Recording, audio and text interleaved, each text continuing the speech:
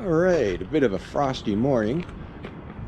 Thought I'd update you on a new project I suddenly decided to have for some reason. I decided to get a backhoe attachment for the tractor. Now, you can see I've got it kind of half torn apart.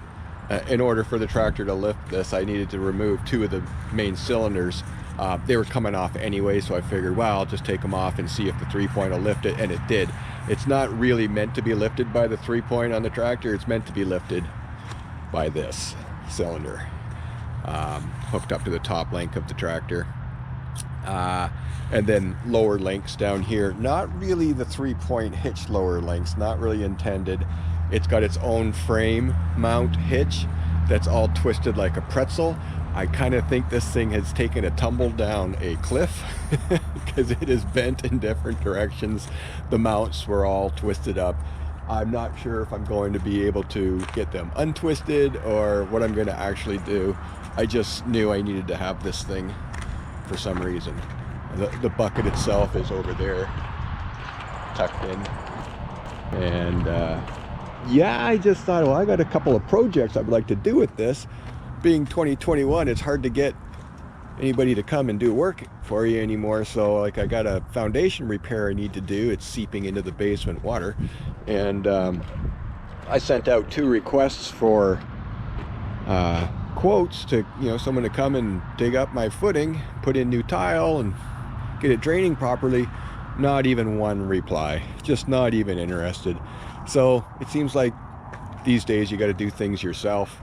So why not do things yourself and buy yourself a backhoe attachment at an exorbitant price? Everybody online pays like $200 for these things. Not me, I go for the big bucks, $1,500. Oh yeah, that's a deal. In 2021, that is a deal.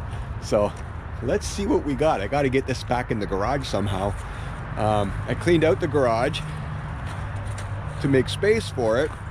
I don't want to, I can't lift it with the 3-point hitch. It's too heavy. So what I'm thinking is maybe, I don't know. We're gonna have to just figure that out. But I got this cherry picker fixed up with a cylinder, and I have an idea. I have the chain fall at one end, and then I figure I could use this at the other end, and I can lift this thing up as I need to and get it working on the tractor. Let's see if I can figure out a way to, I don't know, move it in here. She's a heavy sucker. All right, well, fortunately for me, these outriggers are just manual. They're not on cylinders to push them down. So I'm able to just drop them down. There's a pin right here. You just pull that pin, drop it down, put the pin in. And so I should be able to put a floor jack in each side and get this thing up off the ground. And then I think then I can attach my 3-point hitch here and then just run a chain down over that frame or around that frame down there, and just hook it on to the top hitch or the top pin of the tractor. That should be good enough to get it into the garage. One.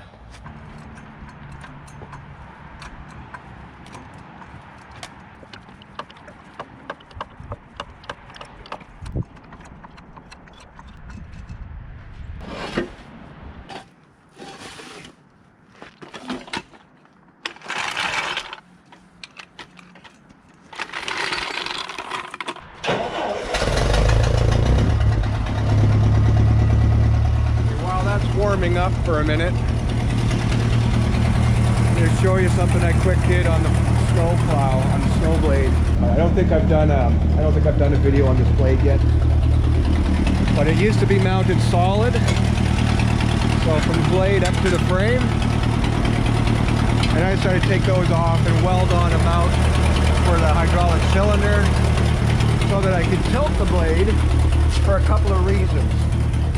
One will be so I can tilt it forward so that when there's not a lot of snow, I don't need to be so aggressive with it. I can tilt it forward, and so the bottom blade isn't digging in and grabbing. It's just sort of dragging gently, kind of like back dragging a snow blade on a pickup truck. And also, when I'm pushing a big amount of snow, I can get into the snowbank lift up the bucket and tip it forward to drop the snow off the blade so it's not all stuck to it.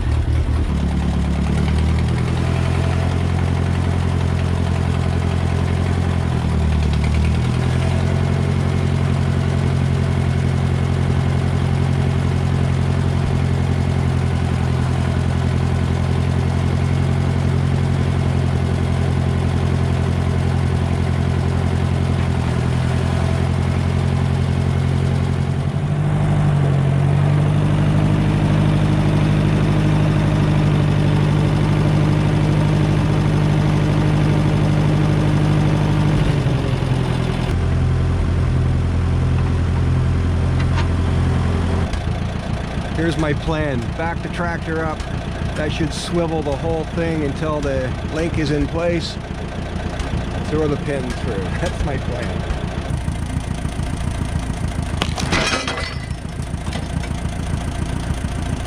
Okay, plan B, jack this thing up.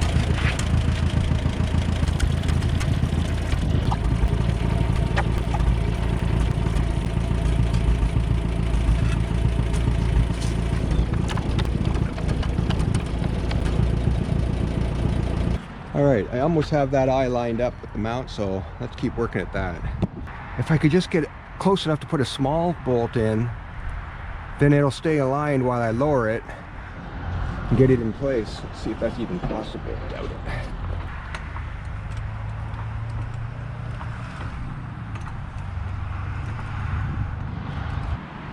I might be able to get the full-size pin in there, which is just temporarily a piece of threaded rod because I can't find where I put the pins, but I'll find them. And now it's completely gone. I can't get that. Okay, I should get that now. Almost there. Almost there. How are we looking? Not so good. Oh, not so good. Let's see, what can I do? Okay, instead of the big pin, I'm just going to put a little one through. That should fit all the way through, and it does. Okay, as frequently happens, nothing's working out for me, so I got to go for the big guns here and get this big cherry picker over there.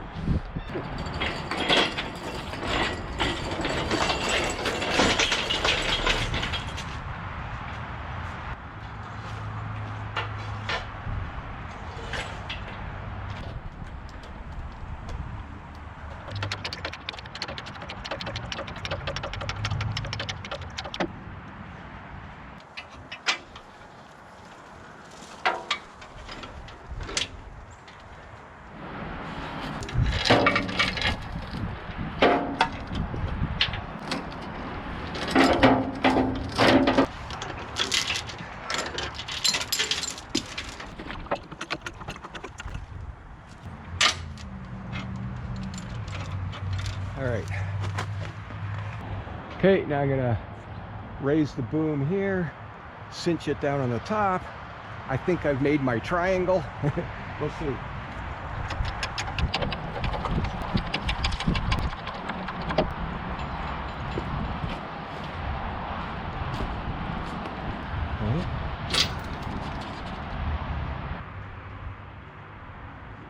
Okay, let's see what happens now.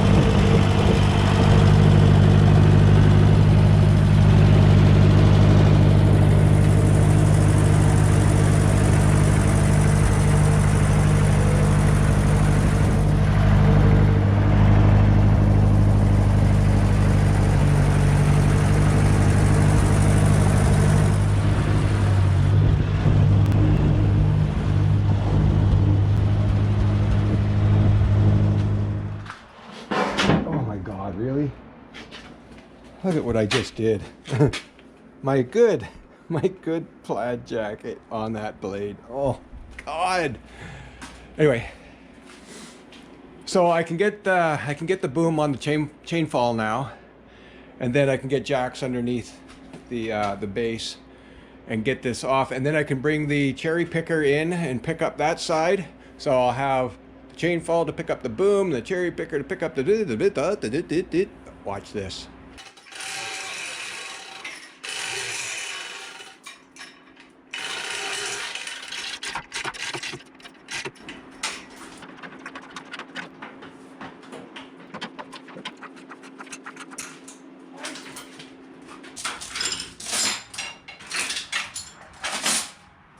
They put these handles all the way around the tire, eh? It really helps out moving it around. Oh, it's in gear.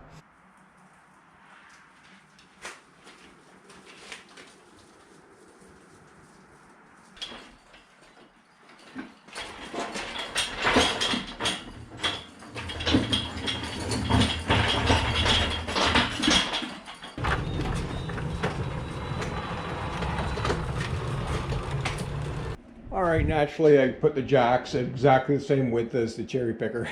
So I've just off-centered it for a minute. I'll get the hook under here. That's the way. Perfect.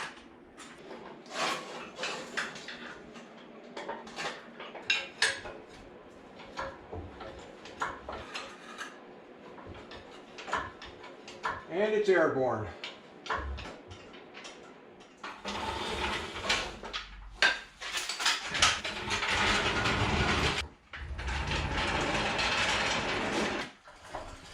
Beautiful. All right, so with this setup, I can roll it back and forth on the cherry picker. I'm now into heavy equipment repair, apparently. So then I just got to thinking, the inlet line is right here to the controls. I've got the handles over there. I'll put those back on. And then the outlet is dripping right here. Well, what's stopping me from backing the tractor in and hooking those up and seeing if some of these cylinders work? I know they'll be full of air. I'm not sure if there's bleeder valves on these cylinders or if they just bleed themselves. But I mean, I'm certainly not going to hook it up or anything, but what if I just sort of backed up to it and hooked up the lines and see if some things work? What could go wrong? Let's try.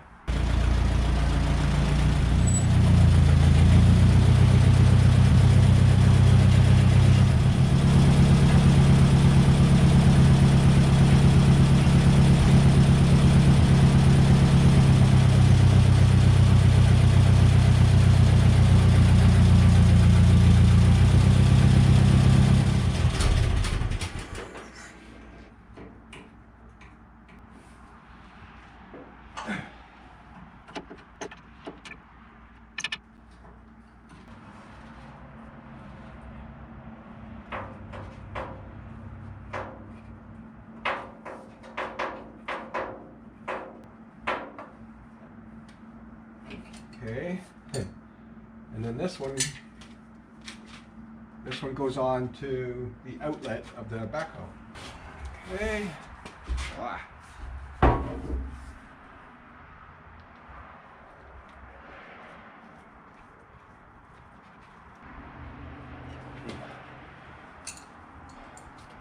Looks good.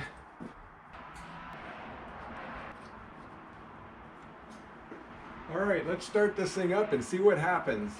I have a feeling this is a bad idea.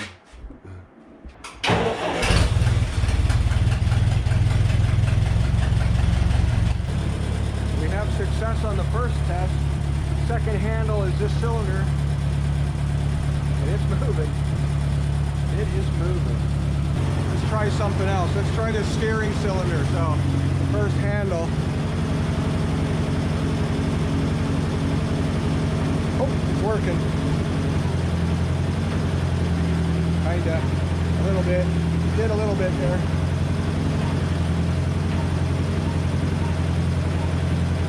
Might be full of air. Let's try this top cylinder. Have to trace its line.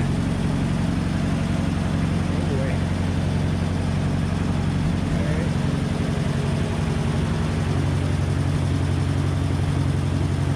It's the outside one. Way outside. Let's watch that cylinder and see if anything happens. I'm gonna set this down.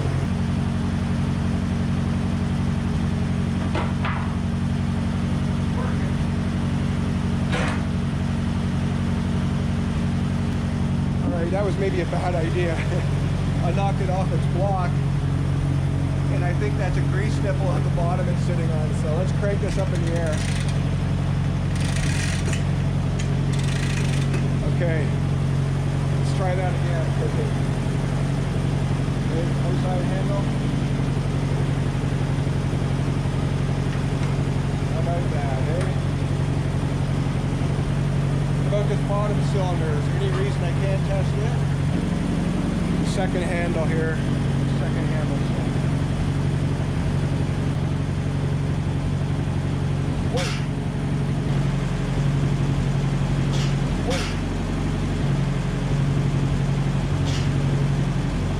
What the? Why'd the whole tractor move? So maybe it pushed out. I didn't see it moving, but it must have. Because it's hanging on the weight now. It moved the whole tractor. And one more cylinder to try is the bucket cylinder here.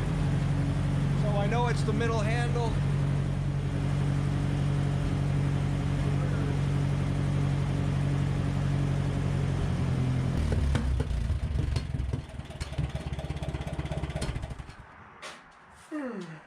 All right. Okay, I want to fart around some more with this backhoe attachment, but I got some bits, some couplers and things from Princess Auto there. So I want to, rather than having to use wrenches on these hydraulic lines back and forth, I want to put on couplers, so I'll do that. Maybe I can even make them work today. Let's try.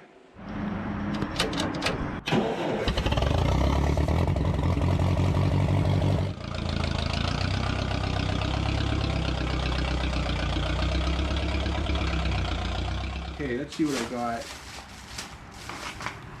Some bits and pieces. Oh, a pressure gauge. More bits. And more pieces. Okay, so here's my plan. My plan is to put a disconnect on this line. This is the drain line, we'll call it. So the high pressure line comes in the other side. It scoots right through this valve body and runs out back to the tank. Of course, you can use your valves here to redirect the fluid up into these hoses. But the way I figured, if these aren't being used, they're not touched, pressure is going to come right through, out this line. So I'll take that off and connect this line up here, which is the inlet hose for the controls on the backhoe. Connect it up here, and then switch this line over to the outlet of the backhoe controls, and it just runs itself back into the tank over there. And yeah, and I was thinking maybe even I can maybe even still use the loader in that configuration, because it's still going to have the pressure line coming in, right?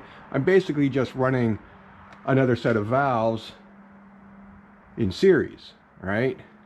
So with any luck, that'll work. I don't often have luck, so it may not, but I thought I'd try that first. Not too bad. Okay, and then this bit will go on there, I think.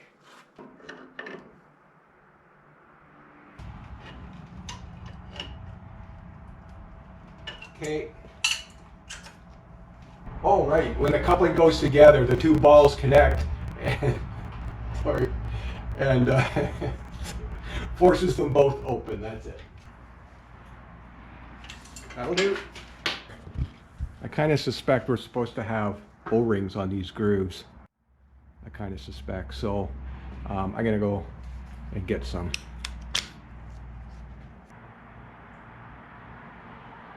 So I may have this whole thing wrong.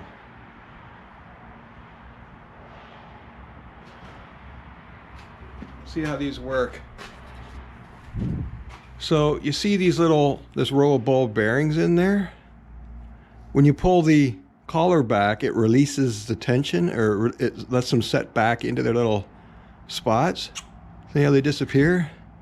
So that's how that works. So those little balls, they have to go in that groove to hold this in. But I'm thinking, well, okay, but then what's going to actually seal this? There's got to be something to seal it, right?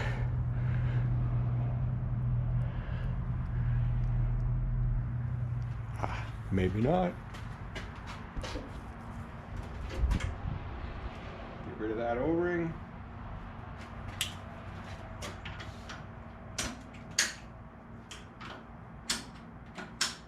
Okay. Maybe that's tight enough.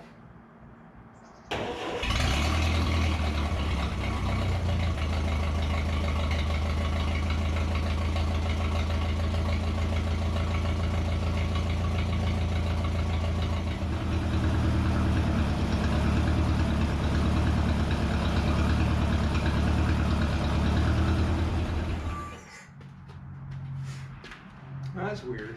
I don't know what's going on.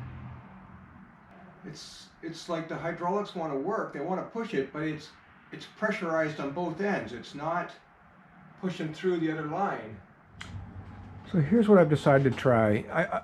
I'm having troubles. I mean, the pistons are stuck in their place under pressure.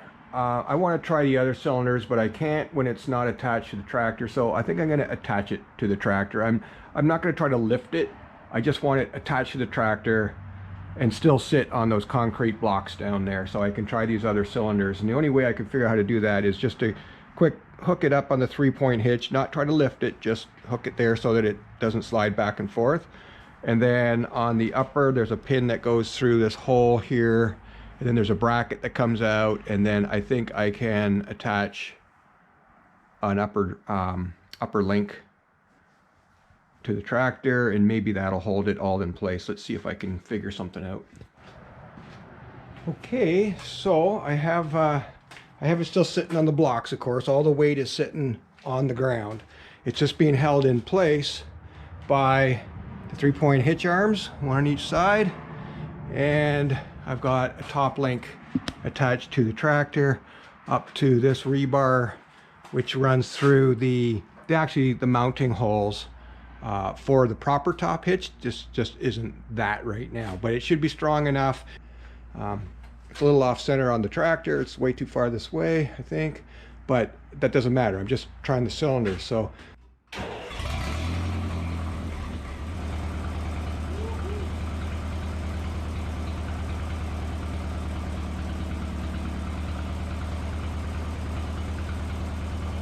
that one's working fine.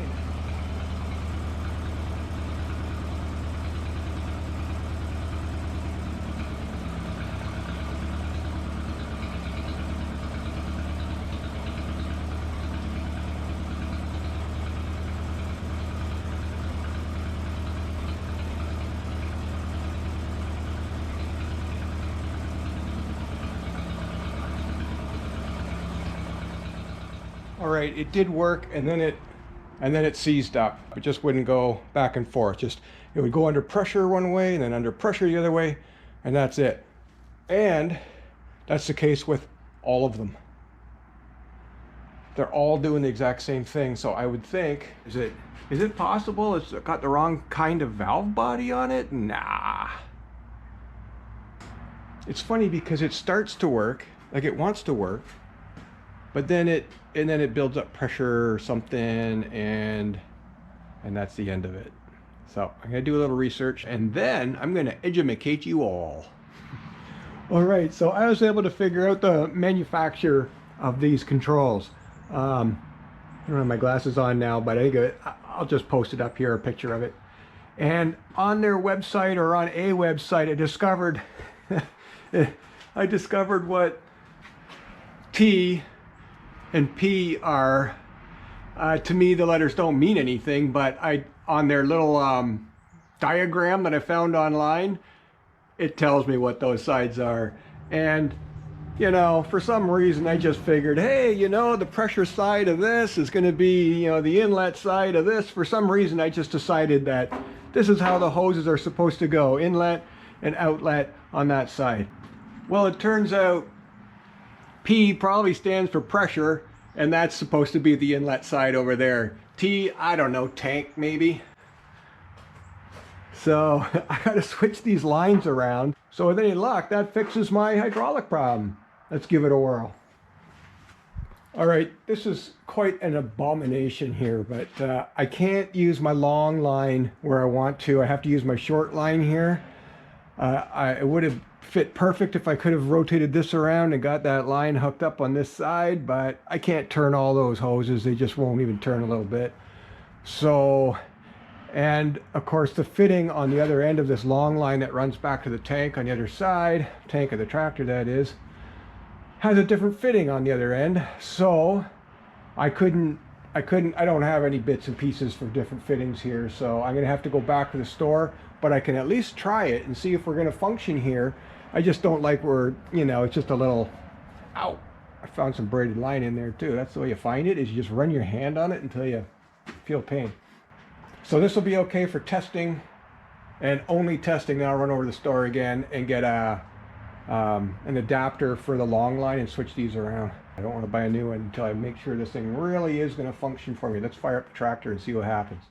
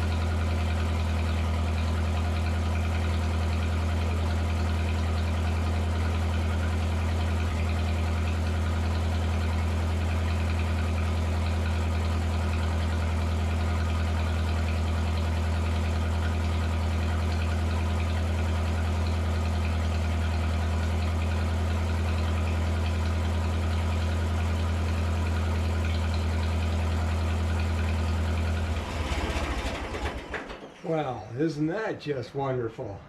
Everything works. Now I can move on to the next phase of this project. There's a steering cable down here that wraps, so this cylinder in here goes back and forth with one of the controls up here. And it just basically pulls a cable one way or the other, which comes out, wraps around this here pulley, and just turns the whole mast. Well, you can see the cables laying on the ground over there, broken. So I need to go get a new cable. I would like to make one proper with a proper crimp. I don't have the tool, so I'm just going to put on double hose clamps. And yeah, because I did test that cylinder. It's pretty beat up. I mean, look at all the abuse it's taken. But it still functions. Nothing's leaking. Awesome. So I was going to run over really quick and get the part I need so these lines get fixed up, because I'm going to need to, because you know, here's what I decided to do for a seat. Like, this seat just pops up. So I'll make it so it pops up to there, and then I'll sit on it, right? Take this cushion's just sitting there, so take that out. And I just need to fix it in place when it's up like that. Put like a little steel bar on it or something. And well, I am just beyond myself.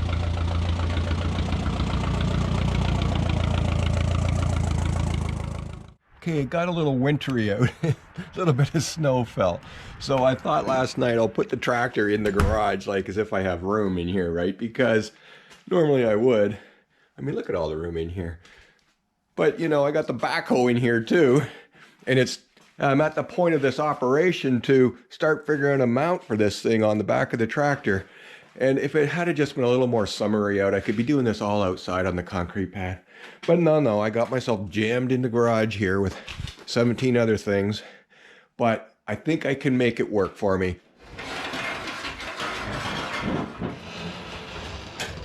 What do I got going on here? Let's see. I don't even really know what I'm doing. I just know that I took a look at these 3-point hitch arms, and they're actually heavier duty than I had pictured in my head. They're pretty solid stuff, so I'm going to incorporate them for now. I have kind of an emergency job I need to do with this backhoe. I got a leaking footing on the house, and I need to get dug down so that, you know, save a few bucks rather than just hiring somebody. And I got a guy local that's willing to come over and waterproof the foundation and fix the tile down on the bottom if I dig the hole. So I would like to make a more heavy-duty structured system down here to hold this thing, but that's going to have to wait for the next time. I'm going to just go ahead and MacGyver something up here so that it will actually at least work.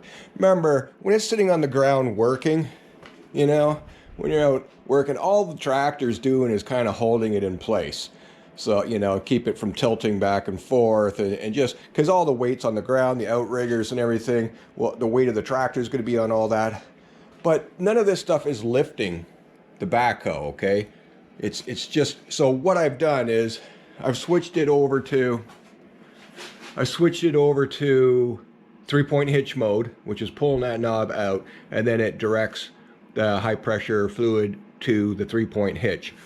I then drop this handle all the way down, and that drops all the fluid out of the 3-point hitch, and it just drops to the ground. I can then hit that switch back to bypass mode so that it'll run the loader, and in this case the loader, and then also the backhoe. So now the 3-point hitch is isolated, there's no fluid in its pressure cylinder, and you can just lift these arms. They're just hanging loose there. You can just use them now as a structure rather than a lifting mechanism. So that's what I've done. As for the top, I've now got this bar on that's required to hold the cylinder that raises and lowers this whole contraption, but I need to make a mount on the tractor. Now, you can't just use the 3-point hitch point, it's too low. So the triangulation, I mean, I know, like when you say your bottom bars are level, you'd kind of like the top bar level too, right? That would make sense mathematically, so everything kind of, as it's raising, it all stays straight. Now, we're not building watches here, so you don't have to be dead parallel. So what if it tilts a little bit? So what if the math's off a little bit? But I got to get it closer than it is. So here's my thinking. So the seat's going to be sitting up like this to sit in. All right, so just use the backrest as now the seat part. And then, of course, I'll brace it here so it stays in place. So I have this much height to build a bracket to mount both the upper link, we'll call it, and the cylinder. I just need to attach it to the back of the tractor somehow. So what I've got is a piece of equipment that, I don't know, I was using as a trailer mover, and I've stripped it down. It took the 3-point pins off of it, and the trailer ball is now missing. And I thought, well, maybe I can use this as kind of like a cradle for a mount. I'll show you what I'm talking about. All right, so it's pretty heavy to be just, you know, throwing around, but I'm going to try to mock it up here. I figure if I can get this in here, oops, and mount it to the bottom of the tractor, to the axle flanges of the tractor, it's going to sit up. Obviously, you know, I got to get that up out of the way to show you better, but I think there's enough metal here that I can now get that in there, mount it, brace it to other points that Ferguson designed as mounts on the back of this axle, and we're good. Let's try.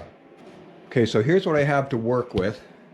I have these flanges down here that are attached to the rear axle, one on each side, obviously. I also have tubes underneath. That's the framework for the loader. I have extensions that come out of that, so I could use those extensions if I need to, cut them off and drill some holes through them or something. But I'll try just using the actual mounting plate for the tractor right now. Then I've got, of course, the bottom drawbar mount I could maybe hook into somehow. And I got the high point for the 3-point hitch. But I also have this pin in here that runs full width with some pretty major structure on this rear end housing.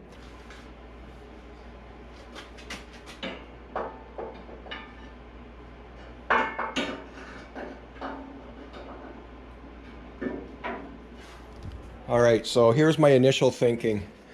I can utilize the mounting holes in the bottom of this, we'll just call it an A-frame for now. There's one on each side. So if I torch a hole in each flange, one on each side over there and over here, then I should be able to put a pin okay, I have another thought. What if I instead just heat up these ends and flatten them out, instead of going this way, flatten them out this way, and then I can mount them right to the top of this flange.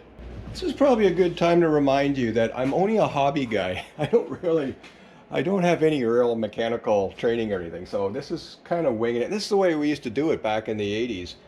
And you know, you had yourself a set of torches and you had a bunch of tools, and you just hacked away at stuff until it worked. I think it's really the redneck way. I know it's all different now, regulations this and regulations that, but hey, I'm going to give this a whirl and see what happens.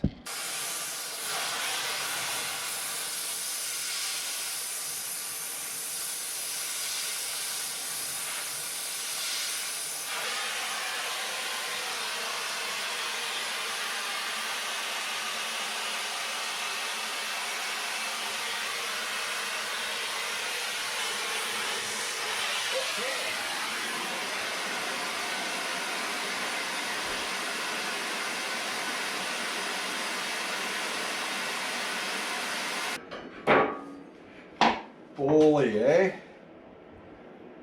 Nice fit.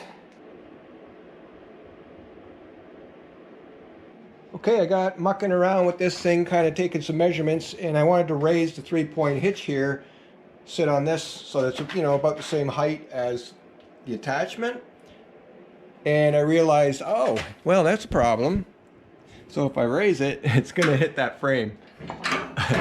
What I need, I was going to have to cut this anyways at some point, so I'm going to cut it now and do them individually. So I'll be able to bend each one, you know, up and then over.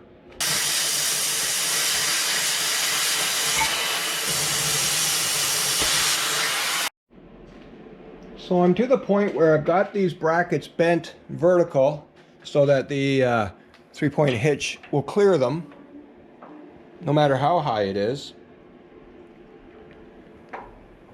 But I just suddenly realized I'm going to have a problem, because when I bend these over and weld up my bracket on top, I have no way then to get on this tractor. Because the way I get on is up through here, you know, step on the hitch and scooch through there with my foot on the axle and I get in there. But if I put this frame right in here, I got no way through there, and I can't get on the front because of the way they've mounted the the loader frame. There's no way to get through over there.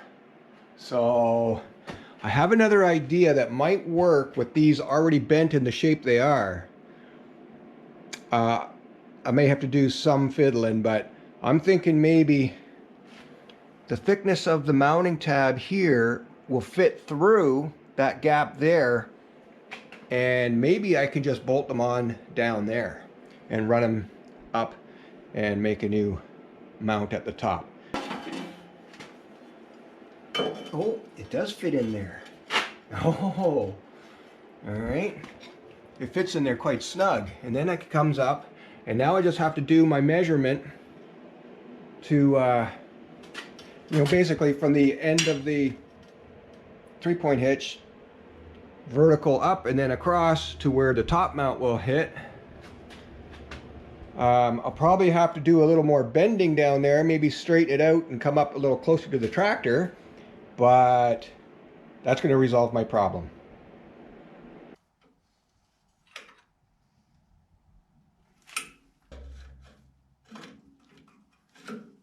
Okay. Okay. And it was probably 25, 30 years ago. Well, maybe 15. I picked up this giant Miller welder at the auction for $35. Funny story there is the auctioneer was just not having any of this $35, one or the other. He worked this thing for like 5 solid minutes trying to get some money. And he got mad. He says, come on, there's more copper in these cables for $35. Let's go, people. No one bid against me, so I got it. Oh, shit. And then what did I do? I just shorted out. Yeah, I had the ground cable and the electrode on the same metal stand here. So that's right beside propane tank. That's great. Okay, so yeah, there is lots of cable, that's for sure. What do? I got it cranked on to, I mean, I don't know a lot about this. I just sort of experimented. So it's on high voltage, or what do you call it? High amperage. And I cranked it down up there to 150 amps. And the test I did on the Snowblade worked just perfectly. So there's no need to try it on scrap metal. We'll just go right to the project.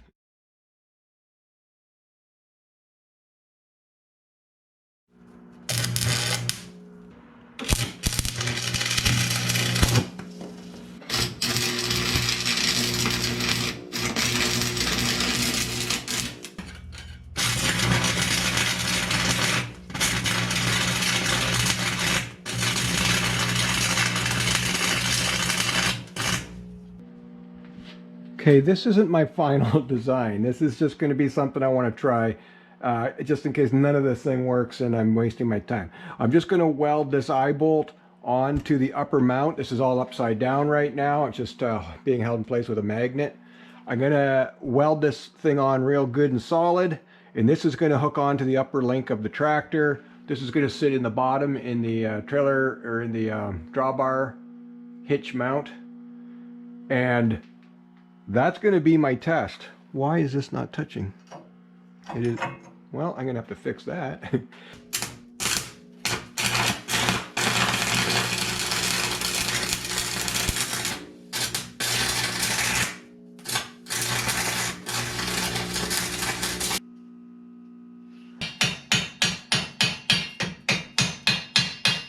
It's getting heavy every time I add something to it. Where are you? Okay. I don't know. I think that's going to hold up just fine. Hey, look at that one. Pretty nice.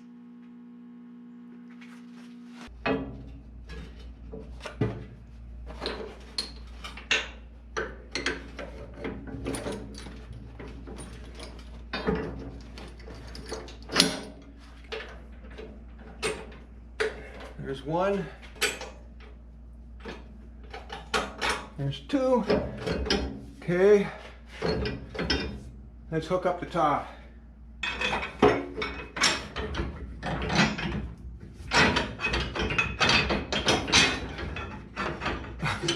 Okay.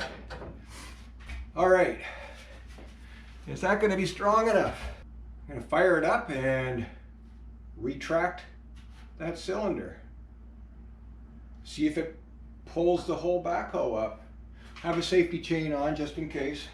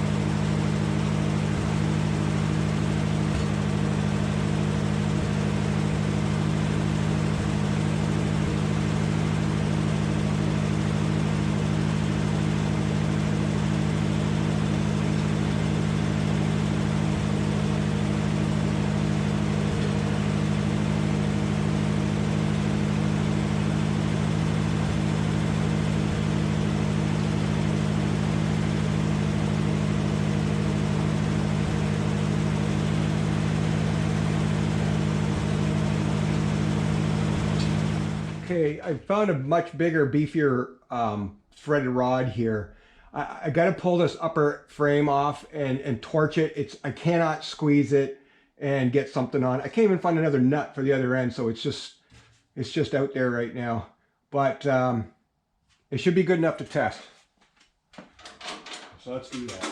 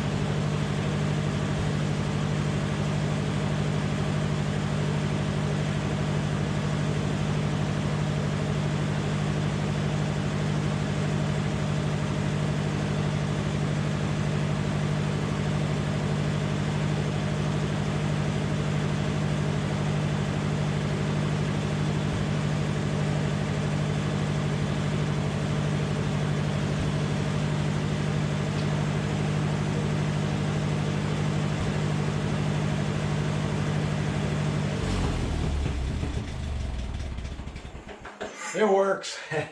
The whole thing was airborne there, but I got company over. I got to go and do a little barbecuing,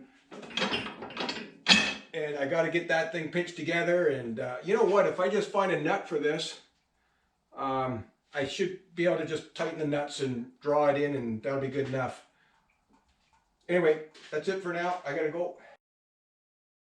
Okay, like the thing just said, it's a few days later. I got to finish this up. I got to get it outside and get working with this because I got decent weather right now.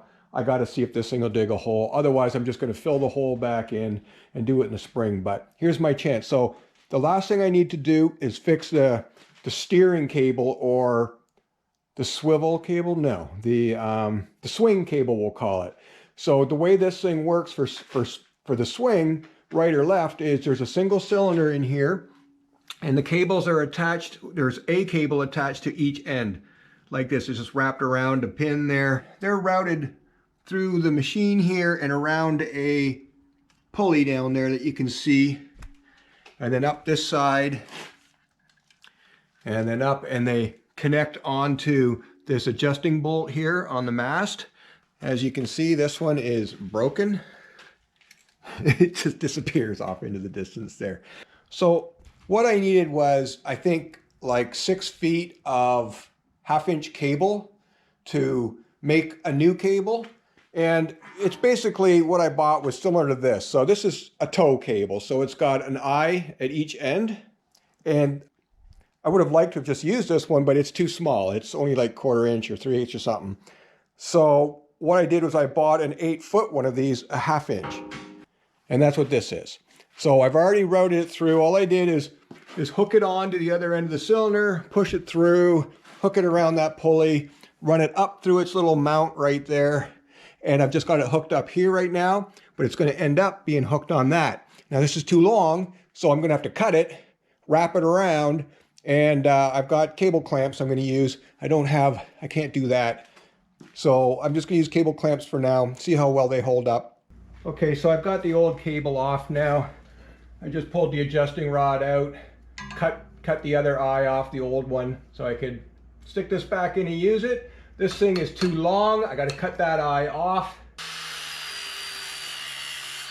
Okay, last time I did that, I lost the lens on the GoPro.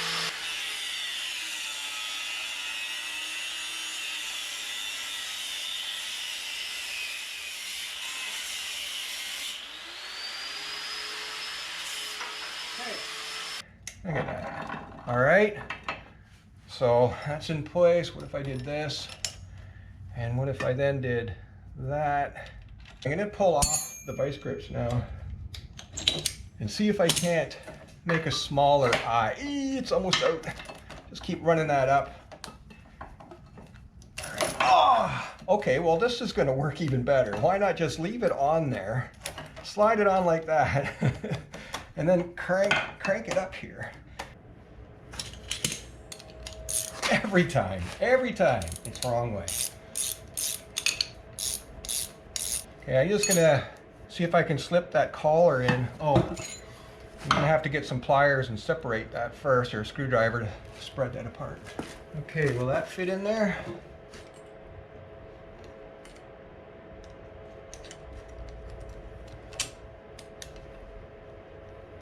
A little bit of prying. I should have brought my screwdriver over with me.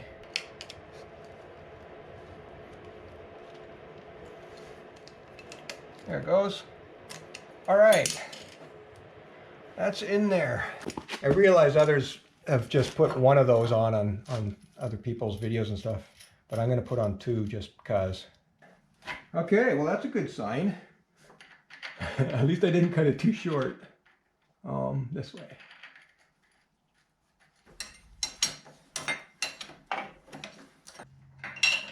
The nut is definitely getting harder to turn. This is way too complicated a system. This system's been used later on by the same manufacturer, Henry Manufacturing, back in the 50s. But they eventually raised the cylinder up out of the dirt, of course, and they attached chains, you know, some kind of chain stack to the mast, so that as the chain's pulled, it pulls the mast around. This whole system of cables and stuff, I'm sure proved wrong. Probably proved faulty. This is the only model of backhoe I've seen anywhere online of any manufacturer that uses cables around a pulley. I mean, I would think I'm going to break that pulley. Maybe it's like, maybe you don't need to go too tight. Again, I don't have the manual, so it doesn't say. But if I just sort of leave it for now and try it, if I need to go tighter, if it slips, then I'll go tighter. But yeah, I don't want to snap something because I'm putting 1,700,000 pounds too much pressure on these things. So. All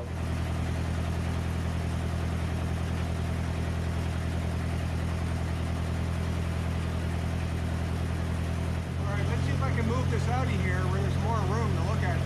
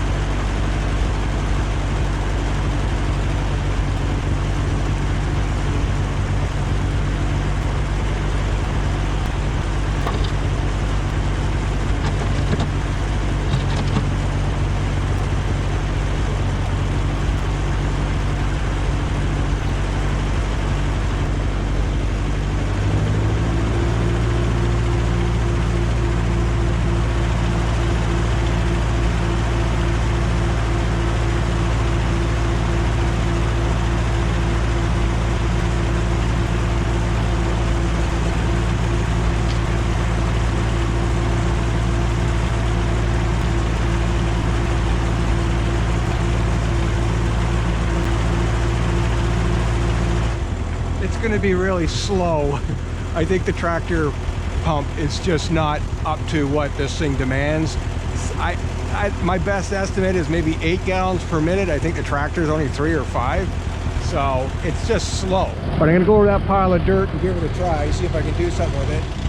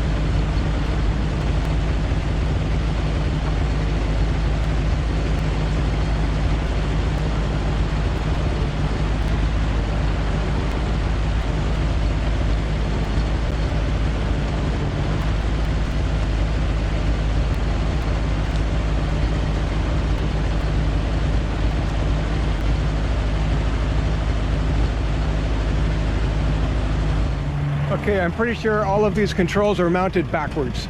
Everything just is not intuitive at all. It's the opposite of what you would think it would do. So I am going to take some time and switch this around.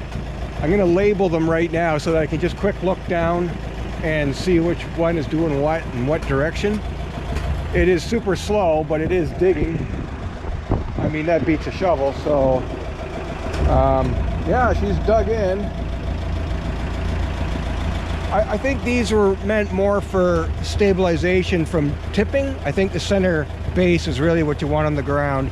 So probably what a person would do is drop that onto the ground and then drop these and put the pin in one of those holes instead of here like I've done it, so that it sits up on that. But it's functioning. I mean, it's only working one cylinder at a time. So this valve body set here is only one at a time. You can't run two at a time. So this is not going to be an efficient piece of equipment. I'm not going into business running a backhoe. I will not be able to bid against anybody that has a proper one. But hey, it's the 50s, right? This is the 50s. This is a big deal. They had these back in the 50s. I'm gonna get warmed up. Oh, I was a little nervous about this chair. Oh, and I have proper pins now for this, so I'm gonna set this down, get the weight off it, and put a good pin in there instead of that thread wrecking the, yeah. And down here too, I've got pins, so I'm gonna run pins in the, oh, in the chair. I was afraid it's gonna flip over backwards.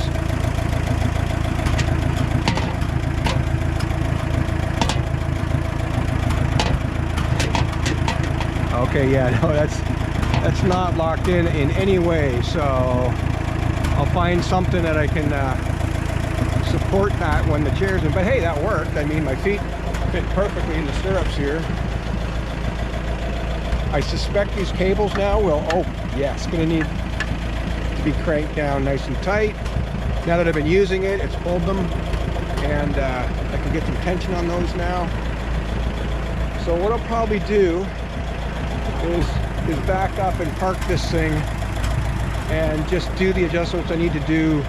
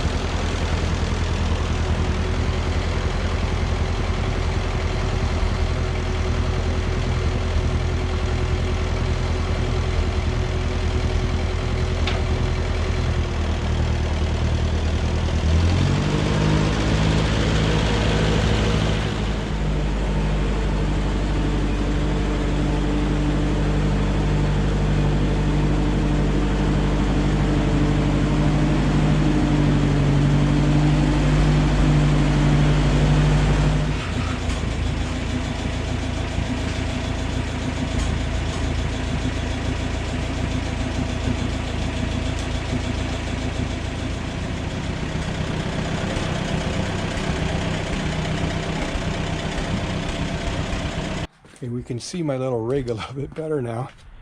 It's pretty not what I want to finish off with. You can now see the pipe underneath the round bar. That's the loader frame.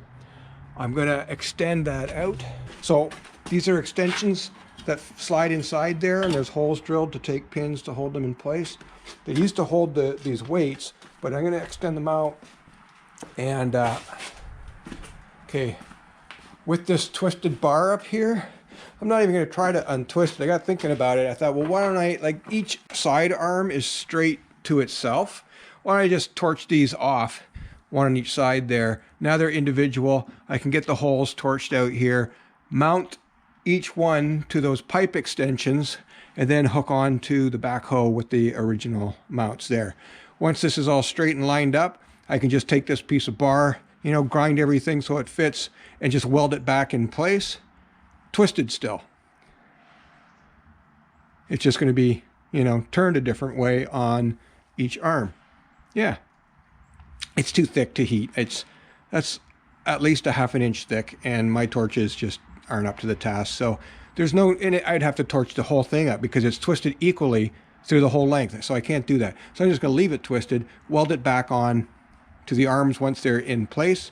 And that's what's going to happen, because I just don't trust this lightweight frame system I built. It's just a little too lightweight. I think if, you know, like little welds here for that hook on the, you know, I want it sitting on the frame nice and solid. The only thing I like about this is, say my weld gave away on this pin that goes to the upper link, and this whole thing just dropped off. At least it's just going to bend and fall on the ground. Okay, it's just going to bend and fall on the ground rather than leverage my entire transmission into pieces, which I'm also worried about.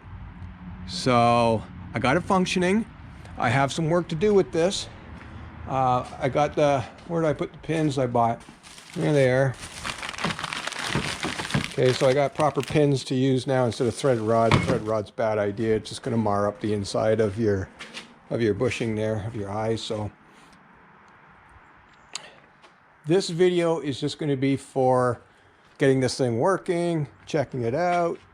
The next video is going to be an actual project. How about that? I actually have to dig a hole, but I'd really like to, I might use this just for the one project, and then it's going right back in, ripped apart, all that's coming off, and I'm building proper frame mount A-arms, not the 3-point hitch arms here. And that's what I'm going to do. Also, you see I have wing nuts here on the seat. I thought maybe I could just take those off. It's for the back pad. Like, get rid of that. And just bolt on a couple of like little strut rods that come down and hook onto something so the seat will stay in place. Rather than flip me over backwards onto the tractor and embarrass me in front of everybody. I'm probably going to end up looking for a PTO driven pump. I think maybe 8 gallons per minute. I'm no expert, but I think that's maybe what I want. And with its own tank, and to run this, because I need to get more speed out of it, I think. I'm not sure that they were super fast anyways, but I'm sure they were faster than I'm getting out of it. Not that I'm in any rush. I'm taking my time. I'm going to go make some labels for these valves so I know which way they go, up, down, in, out, that kind of thing. It's a pretty neat piece of equipment. And it's era. It's proper to the vintage of the tractor. This is 50s. Henry Manufacturing, which was bought by somebody. I don't know who.